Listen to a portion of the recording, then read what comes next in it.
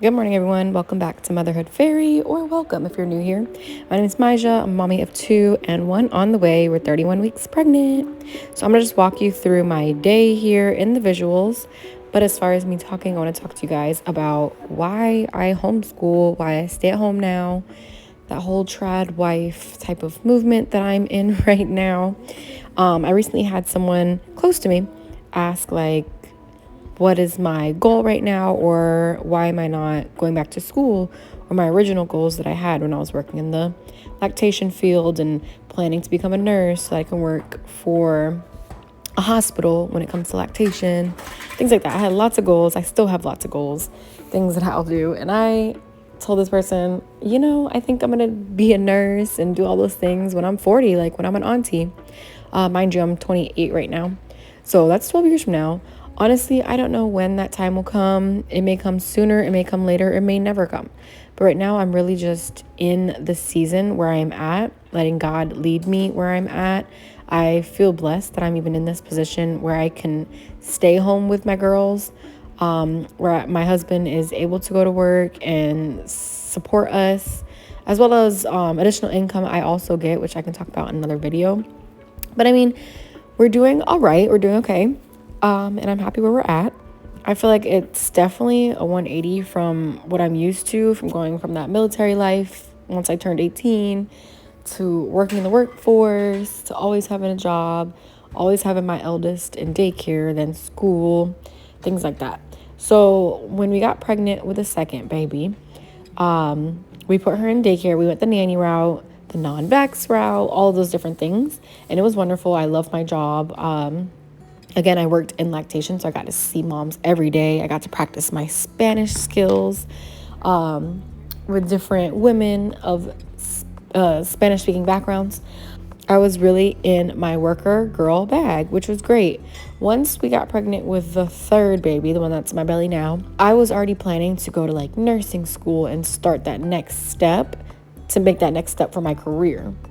Then I had to do a real shift, a real hard look at myself, work inward, pray about it, talk to God, read about it, talk with my husband about what do we really want when it comes to our children now that we're having 3 children in this world. What is the goal? What is the mindset? What are we trying to do?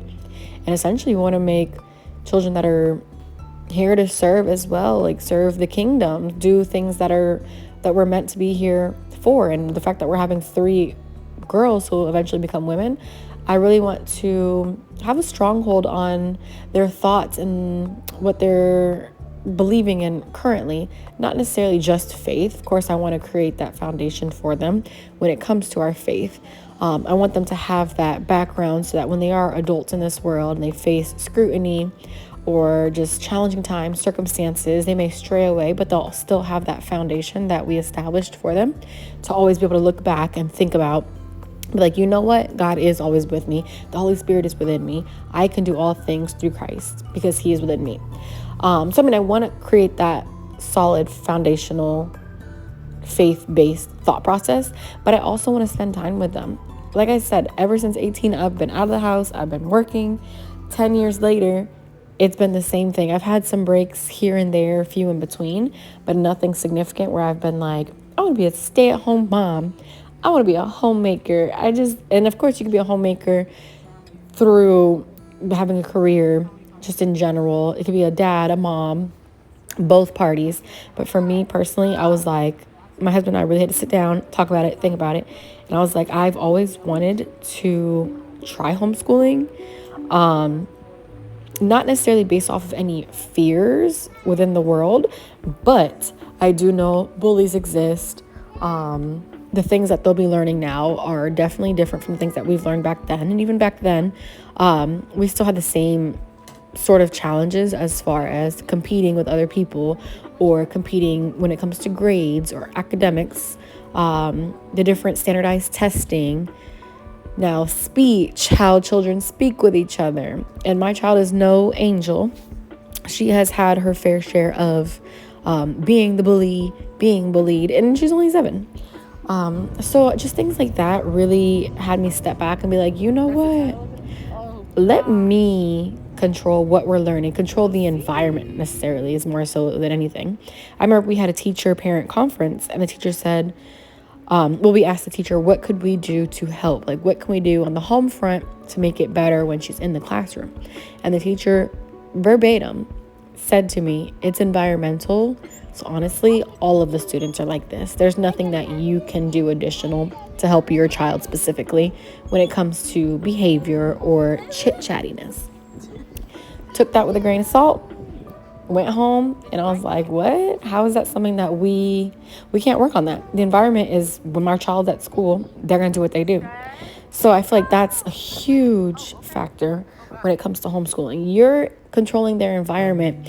Granted, we do co-ops, so once a week she gets to go out to a school type of setting. She gets to be with other children. She has classes there, and it's classes like musical drama, reading foundations, art, different things like that I could do at home. But I mean, with drama, she's allowing herself to step out of her own skin, to do something different, to act, to be with other kids. And then, of course, we have her in sports as well. And the little one gets to tag along. As she gets older, she'll be doing her own thing.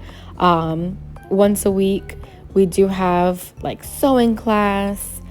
Digital art is often, especially because my sister is such an artist. So my little one, or my eldest, she really gets to hone into her creativity and really expand different things that she wouldn't have gotten necessarily in a school setting, or at least, when kids are just drawing while they're in class and they get in trouble because they're not focused on the lesson.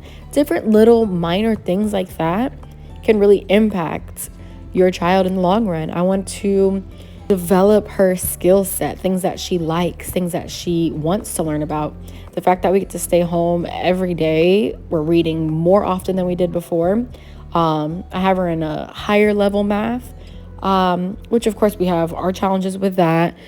Big personalities, big emotions, working through that every single day, but at least us as parents get to work through that, not a teacher or someone else or students telling her how she needs to be and act and respond. We want to create a leader, and someone that is strong-willed, because she is. So we're focusing in on that, but allowing her to have her independence, but also reel it in, because we are the parents at the end of the day. We are not here to be their friends. We are here to be their parent first. Now, when they're in their 20s and they're adults, now we can start changing the dynamics, like how I am with my parents. But currently, she's 7. The youngest one is 1, almost 2, and there will be a new baby. We are not their friends. Parents, y'all better start acting like the parents. Monitor what your kids are watching. Monitor what they're saying, how they speak with people. Correct them when they are wrong, and then praise them when they're right, of course. Teaching self-autonomy, more conversations about things like her bodily autonomy, just making sure that I'm having more conversations with her. And I feel like we're in that space that we're able to do that. We get to do weekly new recipes. I showed in my previous video one of the examples that I've been doing with her, but each week with this bump date thing, so each week your baby's a new size, we create a new meal that goes with the fruit or the vegetable.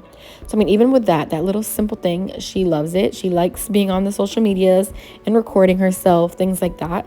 So, I mean, I really get to focus on the social media aspect and also create some more homemaking skills for myself and for her. Like I said, this really is a season of learning and just really sitting still, sitting in this, because I do have my moments where I'm like, I miss my job. Like, I miss working with parents. I miss speaking Spanish to my lactation clients. I love that stuff. I love creativity. But that's not to say that I can't do that here. I've created an ebook for Christian birthing. That'll be linked down below. Little plug. I'm working on different projects right now. Like, I've put out a breastfeeding class, which I will upload on YouTube, but it is on my website at healinghandsbymaija.com. Again, I'll link that too. I've created an infant massage course because I'm trained in infant massage. I'm a certified massage therapist. So, I have all these skills, and just because I'm not in a work setting doesn't mean I can't create virtual information to share. I mean, I've had this platform for a reason. So I feel like that's something that I get to focus in on when my little one's napping, like the youngest. I feel we're grounding more with nature. We're having those open conversations. I'm listening to her more. I'm not feeling like we're only getting 2 hours at the end of the night, maybe 4 hours at the end of the night if it's not aftercare, to really bond and communicate. I feel like with my eldest, our bond is getting stronger. With the middle child or the youngest currently, she's like a Velcro baby. She's obsessed with us. She's obsessed with her sister. And I really feel like we're creating an open line of communication for our children, things that we were kind of missing out on when they were in school or with the nanny, because we only had the few hours after during the week and then only on the weekends. Now, not to say that there's not any challenges. It can feel mundane sometimes, very repetitive. I mean, we're doing math and English every day, reading every day. I'm allowing her to do some digital art. We're doing Duolingo, so we're practicing Spanish. My mom is from the Philippines, so we do like Tagalog songs, things like that. Trying to make recipes from the Philippines. Now, thankfully, I've had nothing but support from my support systems, from different family members and friends. Everybody's been on board. It's just so funny to me because they'll ask, like my eldest, how do you like homeschooling? She's like, I hate it. I just want my friends back. And I understand that and I hear her. But me as the parent, I'm going to keep going, keep putting one foot in front of the other, keep waking up every day, showing up for her, trying to be my best self. But like I said before, some days are going to be bad. Some days mom is exhausted. The baby is kicking my butt mentally and physically. But I'm going to keep showing up for them, keep showing them how to be a wife, a mom, a friend, a sister, a cousin, all the beautiful things and intricacies of life.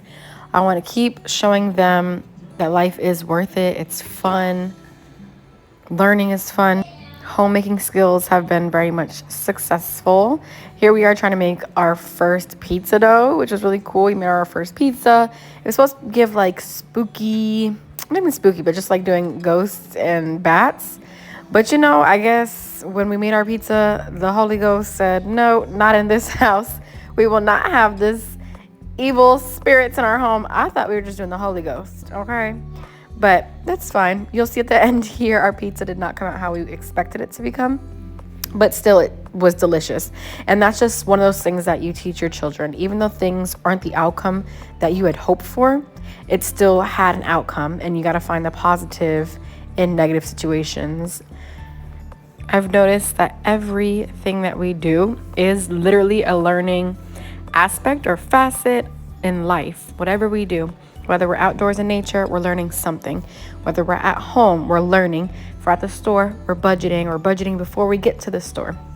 My girls will take these skills with them as they become adults. So really, I just wanted to show you guys that it is just everyday women that we're doing this homemaking thing. It really is this easy to homeschool.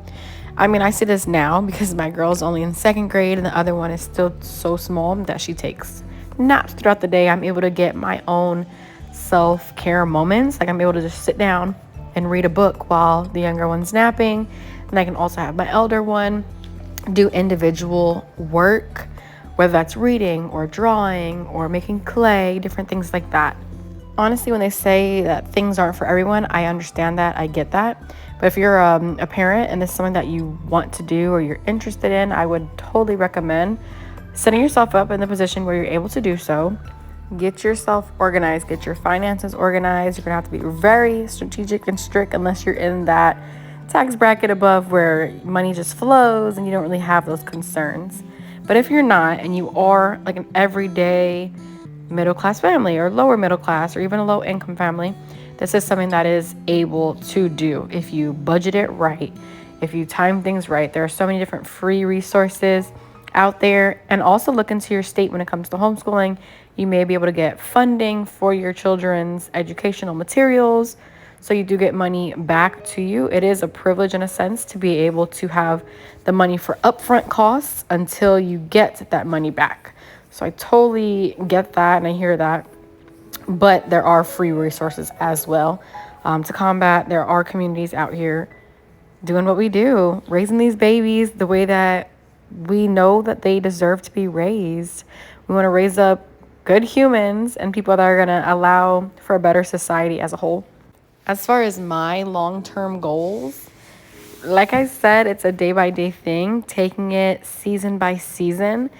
We may end up being one of those families that each year we'll just reevaluate on whether returning to like a public or charter school is something that we want to do. But honestly, I would love to be able to keep going with the homeschooling as long as we can. We are blessed to be in a state where they do give us financial resources to be able to get tutors and different things like that, if we should require them for like algebra or geometry or trigonometry, like things like that, or different science courses. You guys get my point. And when it comes to homemaking, I'm really, again, enjoying this moment, enjoying my season, enjoying where God has placed me and my husband in our lives to be able to do so, to raise these people, to raise these children into future adults. I want to show them a Proverbs 31 wife. In verse 25, it starts with strength and honor are her clothing. She rejoices in time to come. When she speaks, it's words of wisdom, and her tongue is kindness. She looks well to the ways of her household and eats not bread of idleness. She's not lazy. Her children rise up and call her blessed. Her husband too, he praises her. Favor is deceitful and beauty is vain, but a woman that fears the Lord, she shall be praised. The takeaway from that is a wife that is virtuous, a wife that gives to her home, to her family, but also to her community, who loves to spread kindness and has so much knowledge to share and spread, whether it's through things like doula working, birth working, or whether it's different types of things like budgeting, teaching finances. So many different layers to this woman, but overall, she loves God, and her children and her husband see that, and that's represented in their everyday lives. Another verse I really want to let you guys know, which if you're a parent, you may be familiar with it. If not, now you're going to hear it. But Psalms 127, verse 3 says, "Behold, children are heritage of the Lord, and the fruit of the womb is his reward." So literally it's saying children are a gift from the Lord, and our wombs are his reward, allowing us to be able to be fruitful and multiply, to have these children. We want to raise them up. This is something that we've been honored to bring into this world, that God has allowed us to be that vessel to birth a child and to raise them up in the way that they should go. That's our responsibility, our duty. And here I am portraying that in my life, in this season, in this earthly body that we've been given. This is the life that we have right now. You take it day by day, week by week, year by year. The days are long, but the years are short. I learned that a long time ago. I've been a mom for 7 years now. So I'm not new to this. I'm true to this. But you all be blessed. Thank you for watching, and y'all have a great rest of your day.